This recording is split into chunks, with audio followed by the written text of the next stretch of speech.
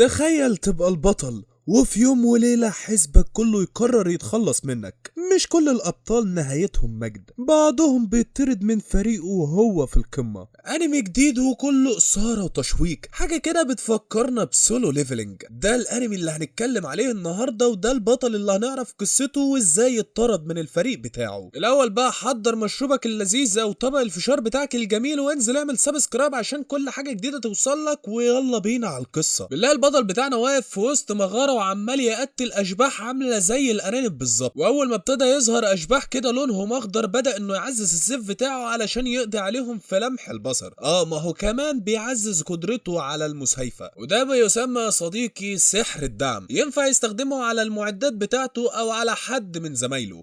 سريعا كده احب اقول لك ان الشخص ده اساسا كان ساحر في الفريق بتاعه، بس غير من نفسه وقرر انه يكون سياف، وده بيطلق عليه متعدد المهارات. مشكلة بقى السحر بتاعه ان هو ليه مدة زمنية، على قد ما هو قوي الا انه ليه مدة، ولو خلصت مش هيعرف يستخدم السحر لمدة تانية معينة. وبالفعل قدر ان هو يتخلص من كل الوحوش اللي كانت موجودة في المغارة. وبنرجع بقى لما كان واقف مع الفريق بتاعه وبيقولوا له ان هم قرروا يتخلوا عنه. الواد كان في حالة صدمة وبيقول له ايه اللي انت بتقوله ده؟ احنا اصحاب من 8 سنين واحنا اللي اسسنا الفرقة دي مع بعض. الولد بيقول له ما انا اديتك فرص كتير ولكن انت ما قدرتش انك تثبت جدارتك. فبيقول له من هنا ورايح انت مش هتبقى معانا في اي حاجه. والناس اللي كانت واقفه حواليه بيقول له ما تقولها له صريحه، قول له انه بطيء وهيعطلنا احنا كمان، فلازم ان احنا نتخلص منه. وبنشوف من 8 سنين لما كانوا اطفال وجهزوا فريقهم، واللي هو دلوقتي في تصنيف الاس، يعني وصلوا لحاجات كتيره قوي وهم كانوا مع بعض. ايه اللي حصل يا اوليفر علشان تخرجني من الفريق؟ الفريق ده كان اول فريق يوصل للمرحله 94 في المغارة، يعني ده اقوى فريق على وجه الارض. اورين بيقول له اوليفر اديني فرصة كمان. طيب اوليفر بيقول له احنا ما كناش فاهمين قد ايه ان الفريق كان محتاج ساحر دعم، لكن اللي شفناه في المغارة قبل كده عرفنا قد ايه ان سحرك ضعيف، والفريق التاني كان سحره قوي جدا، فعرفنا ان انت مستواك قليل جدا. قال له ما عشان كده انا قررت ان اكون ساحر، لاني اساسا سياف، بس انا علشان ننجو من المرحلة اللي احنا كنا فيها، يعني اساسا ده مش تخصصي. ولكن الواد اللي كان واقف جنبه اتعصب عليه جدا وبيقول له انت بقيت سياف علشان اوليفر سياف جامد، فانت قررت انك تكون سياف. فالبنت بتقول له وكمان سحرك ضعيف، فيعتبر لا انت لا سياف ولا ساحر اساسا، فاتفضل امشي من هنا. ولكن اوليفر قرر انه يديله الصدمه النهائيه وقال له ان احنا جبنا ساحر في الفريق مكانك، فاتفضل من غير مطرود. وبدا انه ينكسر وياخد بعضه ويمشي. وهو ماشي البنت اللي كانت واقفه بتقول له انت تعرف اللي زيك بيسموه ايه؟ متعدد المواهب. وبنرجع بقى للحدث لما كان واقف في المغاره وبيقول سيف وسحر، انا هدمج بين الاتنين واخترع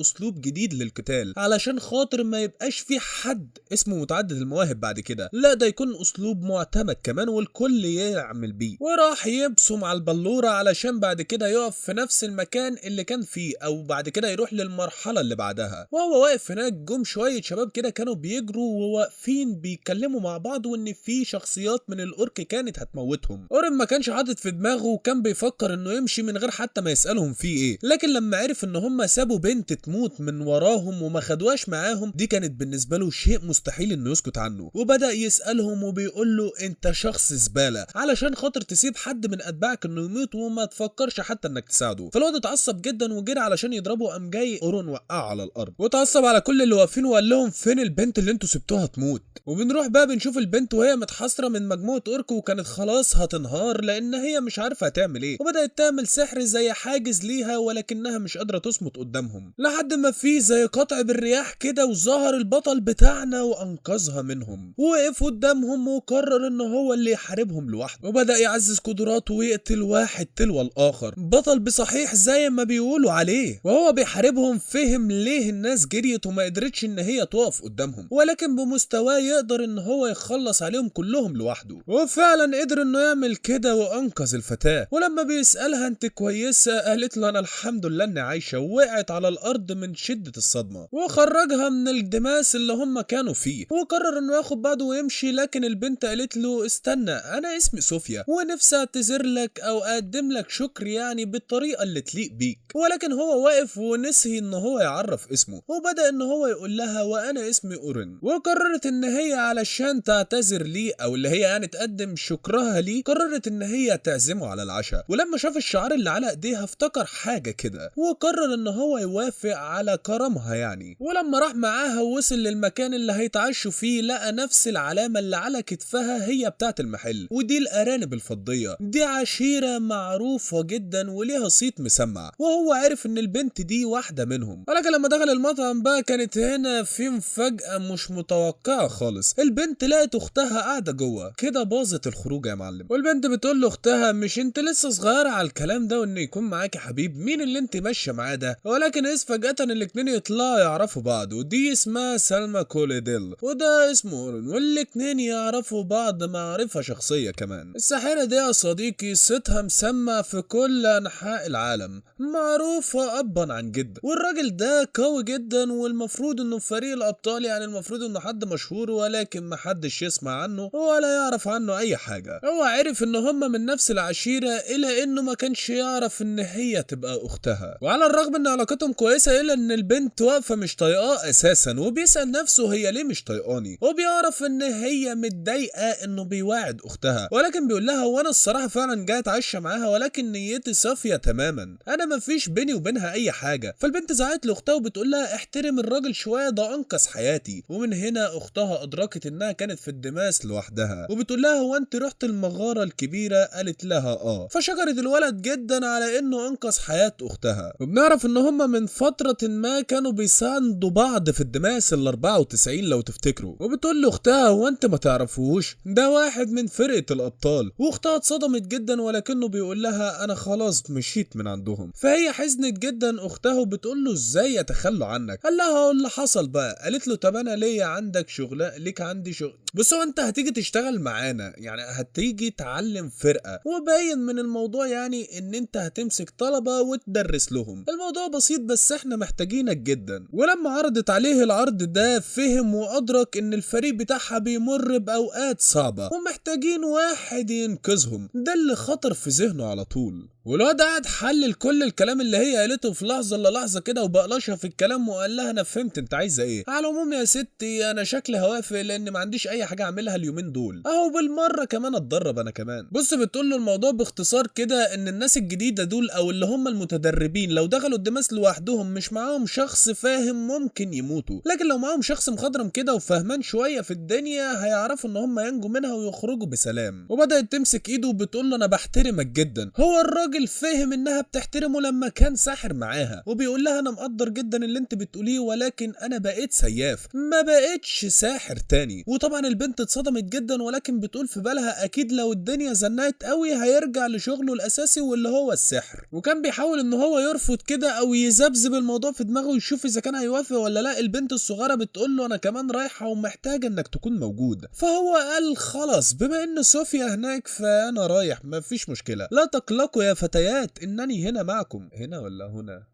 مشي الدنيا. وبعد ما خلص قعدته معاهم ومشي راح لعمه بابا نويل، اللي هو الراجل اللي هو بيحب يروح يقعد عنده. ده راجل هو بس الوحيد اللي عارفه في المنطقة تقريبا وبيحب القعدة عنده. وعلى ما يبدو ان المكان ده يحتوي على شوية حاجات سحرية او حاجات بتدعم السحر بتاع الناس. وقعد يتكلم معاه وقد ايه ان هو بيرتاح معاه في الكلام، وبدأ يفضفض له ويحكي له على كل حاجة. وقال له كمان انه اتطرد من فريق البطل والكلام ده كله. ولكن الراجل الطيب ده بيقول له انت عارف انت المفروض تعمل ايه، انت كده كده قوي وعارف تحدد مصيرك بنفسك، فاعتمد على نفسك وشوف انت ناوي تعمل ايه واعمله بدون تردد. وبعدين بنشوف اورن وهو في مبنى عشيرة ارانب سماء الليل الفضية، والزعيم فينيس اللي هو زعيم عشيرة ارانب السماء الليل الفضية. سوري يا شباب تفاصيل يعني مش ببطل علشان اطول الحلقة يعني ولا حاجة لا سمح الله. المهم الزعيم بيقول انا سمعت كتير عنك يا اورن، وسمعت برضو انك بتتفرج على فيديوهات كوزمو انمي وبتنسى اللايك والسبسكرايب. ده انت حتى بتنسى تقول له كلمه حلوه يا جدع في الكومنتات، ما يصحش برضه، عايزين الراجل يتشجع ويستمر. المهم اورن بيرد عليه وبيقول له يشرفني طبعا ان اقابل قائد عشيره مشهور زيك، بس قبل اي حاجه عايز اسمع تفاصيل اكتر عن البعثه اللي عايزين تطلعوها لي. الزعيم قال له قشطه يا عم، اختنا سلمى هتشرح لك كل حاجه. سلمى بقى بتقول له زي ما قلت لك امبارح هنطلع من الطابق الاول لحد الطابق ال51 من الدماس العظيم في 3 ايام بس، وبالتحديد في اليوم الاول هنقف عند الطابق 21، وفي اليوم اليوم التاني هنكمل ونقف عند 36. وفي اليوم التالت وفجأة وهي بتتكلم بنرجع بذكرياتها وهي بتتكلم مع زعيم العشيرة، كان بيقول لها اورين دوا ساب فريق الابطال، دي خسارة كبيرة ليهم، قوتهم هتقل قوي من غيره. وفعلا يا عزيزي المشاهد حتى فرقة الابطال نفسهم هيعرفوا انهم خسروا خسارة كبيرة بعدين. كمل معايا بس انت وهتتكيف من العظمة. وسلمى بتقول له عندك حق، سحره الداعم وصلهم لمستوى ما كانوش قادرين عليه، مع انه قوة تعويذات اورن اقل من المتوسط، بس سرعته في استخدام التعويذ مذهلة، ده اسرع مني ب4 مرات على الاقل يعني. ده غير انه كمان بيستخدم شوية تعويذ اصلية، وقدرته على تحليل الوضع وتوقع الخطوة الجاية وتقديم الدعم في اللحظة المناسبة، عنده كل المهارات اللي المعزز محتاجها. فرقة الابطال هتضعف جدا من غيره. اظن ان عودة الارانب الفضية للقمة ما بقتش مستحيلة دلوقتي، وبيقعدوا يتكلموا قد ايه انه شخص قوي بس محدش بيقدر من المعززين في الزمن ده. وبعدين بنرجع للحظة الحالية، نعرف ان في 10 فرق من المبتدئين و5 مرافقين من بينهم انا وسلمى. هتتعامل فرق المبتدئين مع الوحوش بالتناوب، ولو حصل حاجة مش عادية بيتدخل المرافقين وبيتعاملوا معاها. سلمى بتقول له الله ينور عليك، فهمت الدنيا بسرعة، عندك اي اسئلة؟ قال لها سؤال واحد، ليه في 5 مرافقين بس؟ لو كان فعلا الحوار المجنون اللي عايزين تعملوه ده ضروري فعلا، فمفروض تكون عايزين تقليل المخاطر ونزود فرقة من الرتبة ايه لدعم المبتدئين. بس سلمى بتحاول تحاور عليه وبتقول له عندك حق، بس في شوية ضغط وصعوبة هتساعد المبتدئين ينضجوا اسرع. اورين بيقول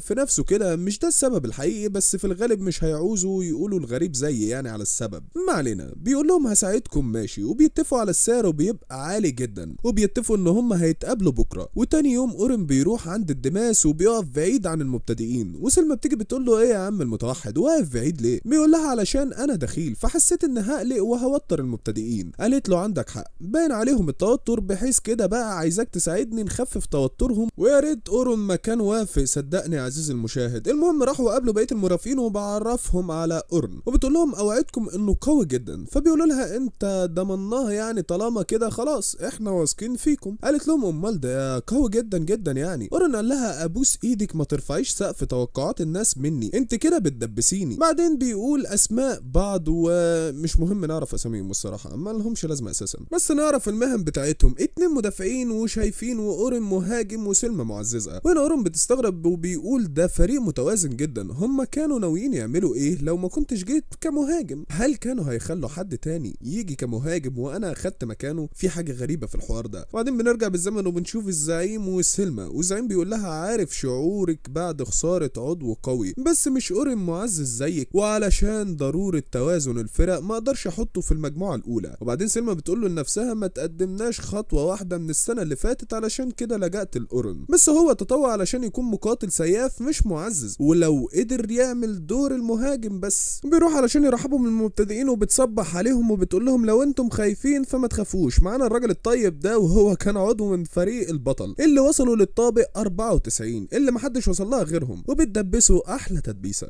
انه عارف الدماس احسن من اي حد وانه افضل منهم كلهم، والكل بيتشجع. وبعدين اورين بيقول لها انت ليه بتبالغي في تعظيمي كده؟ بتقول له هو انا قلت حاجه مش حقيقيه؟ بيقول لها عندك حق، وبيقول لنفسه انه ما كانش عايز لقب البطل الا علشان اساعد في نشر متجر الجد مش اكتر، اتمنى ان ده ما يعملش مشاكل بعدين. وبعدين بتخليه يرافق الفريق العاشر، ودول على كلامها يعني افضل فرقه. وبعدين بيروحوا لهم وبيبدا يعرف نفسه، وبنلاقي ان صوفيا من ضمن مجموعه ال10 برضه، وبيسالهم هو ليه انتم 3 بس، مش مفروض تبقى 4 زي بقيه الفرق؟ واحد فيهم بيقول له لا احنا ده عددنا الكامل علشان ما فيش حد قادر يجارينا. اورين بيقول عرف عن نفسك طيب. الواد بيقول له انا قائد المجموعه واسمي لوغان، وانا معزز والراجل اللي هتجاوز سلمى في يوم من الايام. واللمعه بتبقى ماليه عينيه كده. واللي بعده اسمها كارولاين، ودي بتبقى مدافعه ما بتستخدمش درع، وما تسالنيش ازاي. اورين بيقول لها قصدك مراوغه؟ قالت له مظبوط. واخيرا صوفيا وهي مشعوذه يعني مش عايزين نقول ساحره علشان الاطفال وكده وما ندخلش في امور دينيه، فهي مشعوذه. انت عبيط يا اسطى، ما الاتنين اصلا غلط. وبعدين بيدخلوا الدماس، وبعدين وهم ماشيين بيجي ذئبين من وراهم، بس بيكون اورن حاطط فخ وبيخلص عليهم وبيقول مفيش وقت اننا نتعرض لكمين من ورانا ويأخرنا، علشان كده كويس اني حطيت فخاخ. وبيبدأ يراقب اسلوب قتال الفرقة اللي معاه، ولاحظ ان لوغان على قد ما هو مغرور بس هو كويس جدا كمعزز، ولو قدر يحافظ على ادائه في المعارك الطويلة هيبقى عالي العال. عيبه الوحيد انه ما يعرفش يدي الاوامر، وده حاجة ضرورية للمعزز، بس عادي هيتحسن مع الوقت. اما كورولاين بقى كما هو متوقع واحد عايز يدافع بالمراوغة، فهي سريعة جدا، بس عيبها انها اول ما بتشوف وحش بتهجم عليه على طول. بما انها مدافعة فلازم تقرب من العدو بس باسلوبها علقني. والمشكلة التانية انها بتستخدم خنجرين بس، هو مناسب لاسلوبها بس مش مناسب كقوة تدميرية للفرقة. وصوفيا مش مبهرة زيهم، بس مستواها يتخطى المبتدئين فعلا. كانت مترددة في الاول بس هيتغير لما تتفتح مع زملاتها وما عندهاش اي عيوب كبيرة كمبتدئة. وبعدين بنشوف مشرفين الفرقة التانية خلصوا على زعيم الطابق ال20، وبعدين سلمى بتقول يلا بينا على الطابق ال21 وسجلوا الطابق في بطاقة النقابة، وبكده يومنا خلص. وفعلا بيسجلوا الطابق وهم ماشيين. سلمى بتقول لاورن استمتعت بدورك كمرافق. قال لها المجموعة 10 عندها امكانيات كبيرة جدا زي ما قلت لي، بس ما بيشتغلوش مع بعض كتير، وانا قلقان بخصوص كارولاين. بتقول له دي اتحسنت كتير عن زمان، فبيسأل نفسه باستغراب هي كانت عاملة ازاي زمان. وبتقول له يا سلام اشوفك بكرة بقى. وتاني يوم اورن بيصحى على خبر طرده من فرقة البطل، وان هم استبدلوه بمعزز تاني لانه مجرد شخص ضعيف بيضايقهم. وبيقول طبعا ده كان لازم يحصل، ما كانوش قادرين يأخروا ده شوية، هم ما يعرفوش ان ده وجعني قد ايه. مش متخيل ان كل المبتدئين قرأوا الخبر، بس لو قرأوا حد فده هيأثر على رأيهم فيا. يلا مفيش لازمة من التفكير. ولما يكون ماشي في بنت بتنادي عليه وبيبقى اسمها لونا، ودي الوحيدة اللي كانت بتعامله كويس في فرقة البطل ودايما جنبه، ومعاملتها عمرها ما اتغيرت. لما اتطرد هي ما كانتش موجودة بسبب مشاكل في بيتها. بيقول لها عايزة حاجة، بتقول له ينفع ترجع للفرقة تاني، محتاجين قوتك. قال لها وده اللي عايزه بقية الفرقة؟ ما اظنش ده. بعد قراءة المقالة اللي نشروها النهاردة قالت له مقال. بيقول لها عايزة حاجة تانية، بتقول له لا ده كان طلب الوحيد، بس لو جيت هعمل كل اللي اقدر عليه علشان اقنعهم. بيقول لنفسه فات الاوان على ده خلاص. وبيقول لها بعد نشر المقال ده ما اقدرش ارجع تاني، وانا اصلا مش عايز ارجع تاني. بتقول له اسفة ما شفتش الصحيفة علشان كده ما اعرفش اللي اتكتب. قالت له بس مش احنا خدنا وعد سوا باننا نكمل الدماس العظيم سوا؟ بيقول لها انا وانتي واوليفر خدنا الوعد ده، اوليفر هو اللي طردنا علشان كده عمر الوعد ده ما هيتحقق ابدا. وكانت لسه هتتكلم قال لها انا اسف، وفي لحظة درامية بيسيبها وبيمشي. وبيقول في نفسه كنت عايز برضو اننا نفضل سوا زي ما كان دايما علشان نقدر نحقق الوعد. وبيفتكر نفسه وهم صغيرين وبيقولوا للاسف مفيش رجوع دلوقتي، ما بقاش ليا مكان هناك، كل حاجة خلصت يومها. وبكده الحلقة دي يا صديقي الصدوق بتخلص. استناكم في الحلقات الجاية عشان الانمي ده فيه حاجات كتير قوي هتعجبك، فالافضل انك تنزل تعمل لايك وسبسكرايب وتكتب لنا رأيك في كومنت علشان الحلقات الجاية صدقني دمار الدمار. يلا اشوفكم في الحلقات الجاية، سلام.